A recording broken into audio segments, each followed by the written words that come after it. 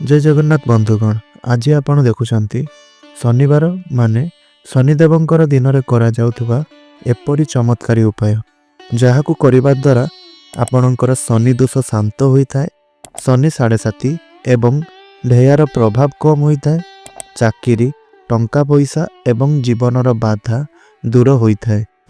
कौन बारंबार आपणक जीवन में क्षति घटुची कि परिश्रम करिला परे मध्य कौन उचित फल मिल पारु नहीं कि कौन आपणकर मन सबुबेले अशांति रहुची कि तेबे आपण माननक पई एही वीडियो बहुत जरूरी हेबाकू जाउछि। सेथिपई एही वीडियोटी को शेष पर्यंत निश्चय रूप से देखंतु। बंधुगण, शनिदेवंकु न्यायर देवता कहा जाइथाय।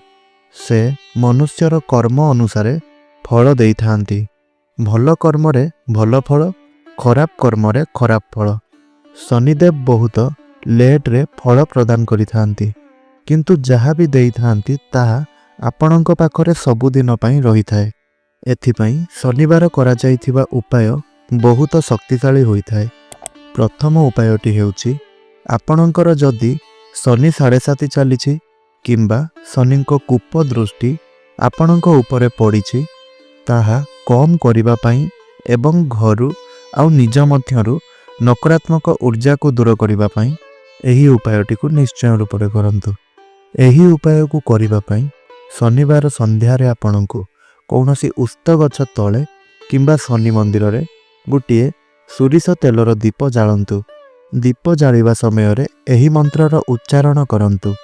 मंत्रटी हेउछि ओम सं शनिश्चराय नमः। एही मंत्र को 11 किंबा 21 थर जप करंतु। एही उपाय को करिबा द्वारा शनिदेवंकर कूप कम हेबा सहित नकारात्मक ऊर्जा दूर होता है।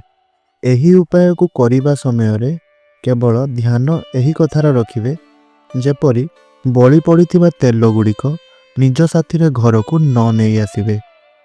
द्वितीय उपायटी हेउछि कला वस्त्र एवं कला जिनिस गुड़िकर शनिवार रे करा जाउथिबा दानर उपाय। शनिवार दिन एही जिनिस गुड़िकर दान करंतु। कला वस्त्र, कला राशि, कला बीरी, लुहार जिनिस दान सबुबेले आवश्यक थिबा जरूरतमंद लोक माननकु करंतु। एही दानर उपाय को करिबा द्वारा शनि दोष कम होइथाय, आर्थिक समस्या दूर होइथाय।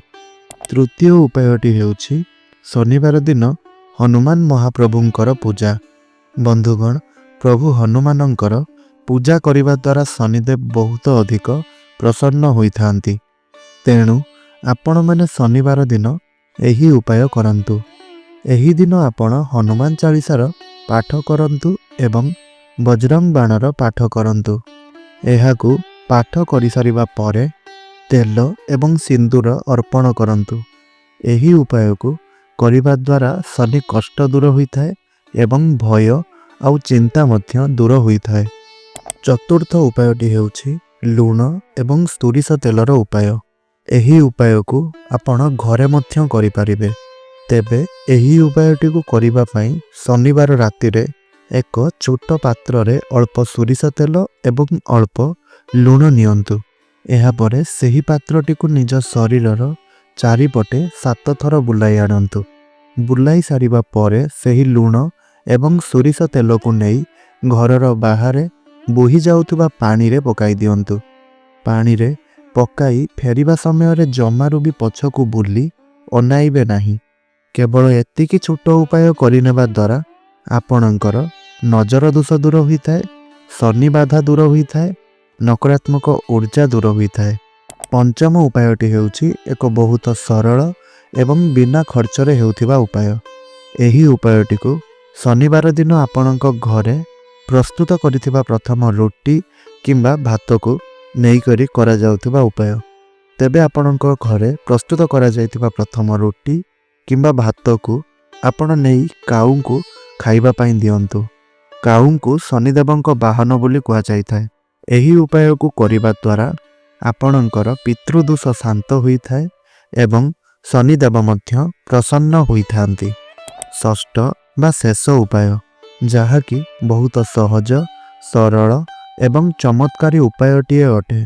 केवल गोटे मंत्रर जप आपणको शनिवार दिन 108 ଥର କରିବାକୁ ହେବ।